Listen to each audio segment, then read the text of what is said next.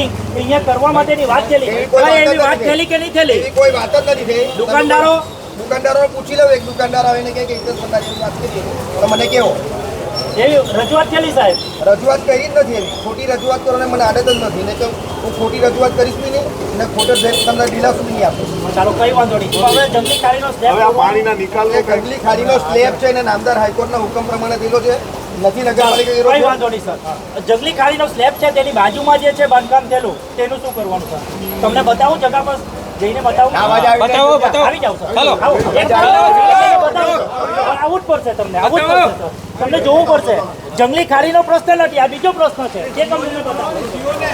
આ નગરપાલિકાની જગ્યા છે કે નથી સર? આ મ્યુનિસિપાલિટીની જગ્યા છે. મને જોવા પડશે. હું કે અત્યારે નગરપાલિકા કઈ વાંધો નહીં. કાલે તમે આ ચેક કરાવી શકો. મુદ્દાની વાત સાંભળો સર.